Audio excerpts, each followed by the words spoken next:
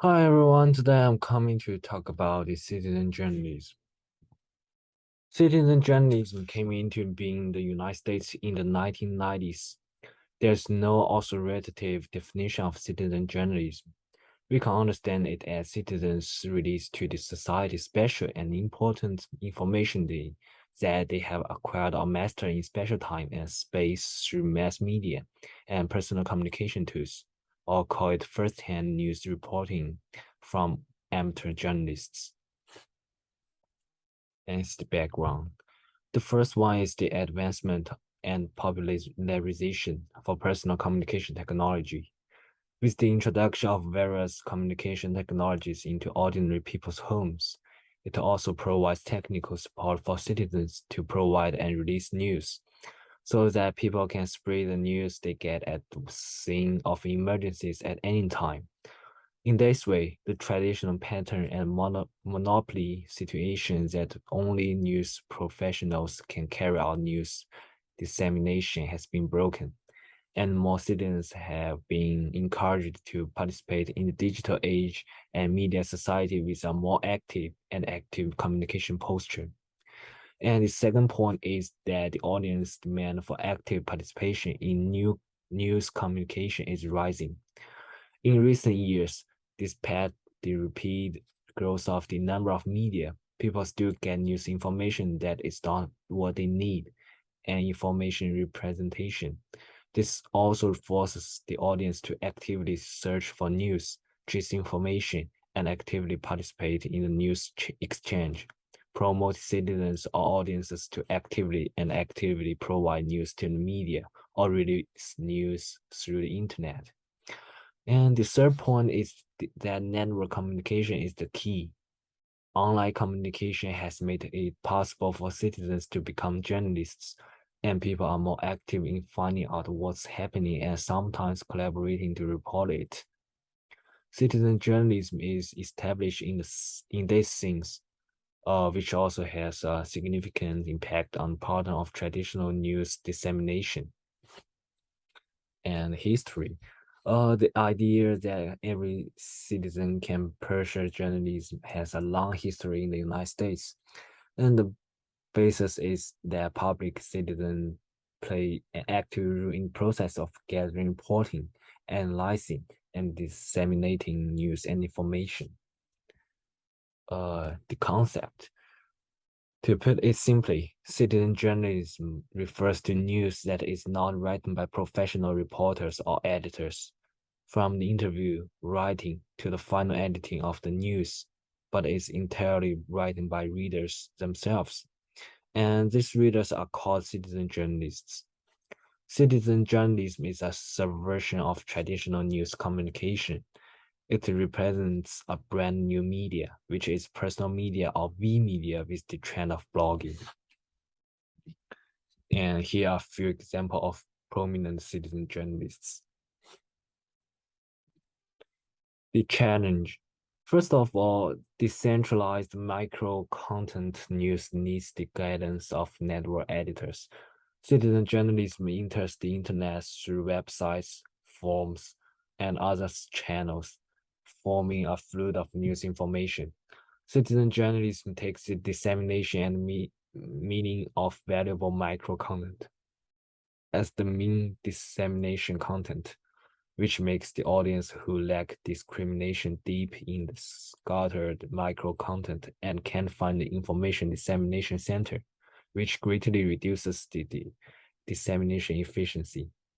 In addition, bloggers and other disseminators and audience report news from the perspective of individuals and completely rely on their own habits and performance, and they rarely consider problems from the perspective of the country and society. In addition to advantages of the diversification, this will inevitably bring about the disadvantages of this order. The second is that the authenticity of citizen journalism needs to be checked by web editors. The authenticity of citizen journalism has always been in doubt. Citizen journalism is usually published first and then screened. so it needs to be checked by web editors in terms of authenticity. The third one is to establish the center of public opinion needs network editor settings. The individualism of the citizen journalism area does not require absolute authority, but that doesn't mean society doesn't need a center of opinion. In society is constantly in a state of self-disorder. Losing its center and direction, chaos will occur. The advantage of citizen journalism, it gives us a chance to cover all sides of this story. Sometimes the news needs more detail, and as people become more involved and attentive, they have the means to confirm, correct, and add news information from the mainstream media, because in some cases they only focus on one part of the story, leaving other important and relevant information. It provides opportunities for local communities and ordinary people. Because citizen journalism is open to everyone, news from a local or small town can now be known by everyone anywhere in the world. It gives ordinary people the power to state facts that are sometimes lacking in the mainstream media. And it focuses on small but real challenges. The mainstream media will only cover general or major news. However, with citizen journalism, people from all walks of life have the opportunity to show issues that are happening, but people don't notice because no one let them know. A good example is seeking help for unfortunate citizens. Their stories are less likely to be heard in the news, but through citizen journalism, the individuals involved have the opportunity to enlist the help of others who would be happy to help if they knew. And it's the cons of the citizen journalism. It confuses people whether to believe or not.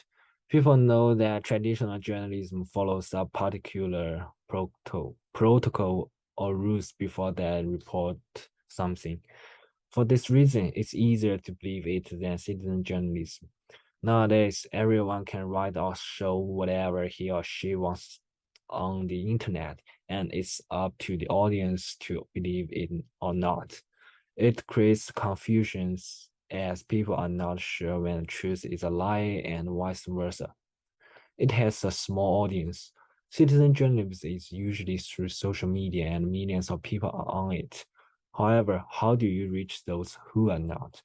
There are places in the world where people don't seem to give much attention to social media. That's why it's impossible for them to have access to the news, report, or blog. And it can be subjective when thought and beliefs may influence citizen journalism. It could be more of an opinion rather than a fact. Many people are fanatics and theorists that they sound convincing when they tell a story.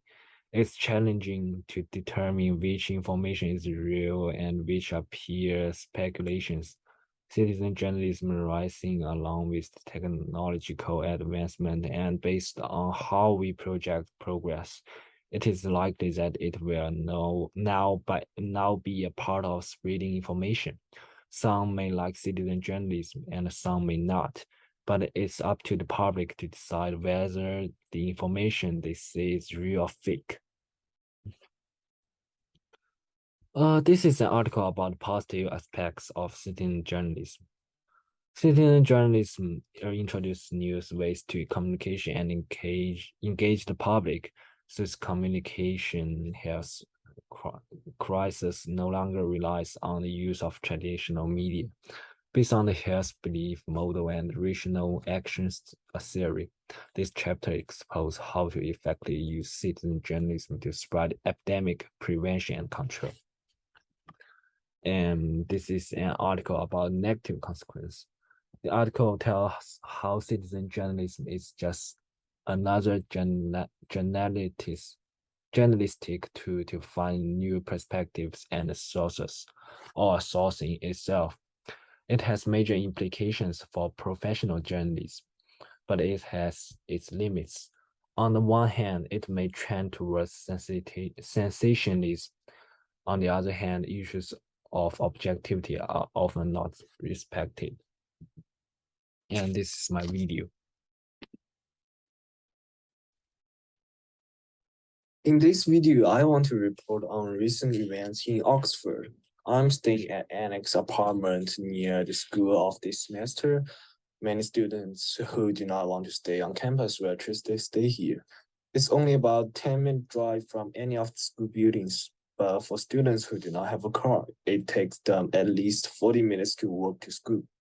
So Annex has taken care of the problem by having 2 buses to pick up and drop off students, one red and one white, either of which can lead to the school. It also makes it convenient for people who don't have cars. However, in the past 2 weeks, the white bus needed to repair for some special reasons, so students could not take the bus for the rest of the time. They can only choose the red one. However, a few days later, the red one also had a serious accident, which made it impossible to take the bus until it was repaired.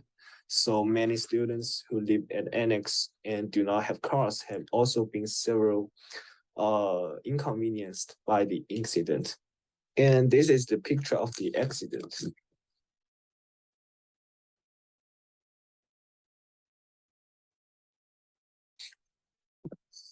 My 2 roommates were the influencers of this incident. When there was no bus, they tried to use Uber to go to school, but every time there was no response. So they had to walk to school and spend a lot of time on the road between school and the apartment each time. I want to cover this event because I don't think our area is very convenient to get around. Although there are many buses available for students to live on campus, it's very inconvenient for students who live off campus, especially those who do not have car. Therefore, through this report, I want to appeal to Oxford to add some bus stops near more student apartments to provide convenience for students who do not have a car, so that students can reach the place they want to go more conveniently, even if they do not have a car. And finally, I want to say, I post the video on YouTube because YouTube is the video software I used when I first came to school to study in the United States. And I think this platform is very convenient and there are many video resources to provide. So I decided to release it on this platform. Thank you. Thanks for watching.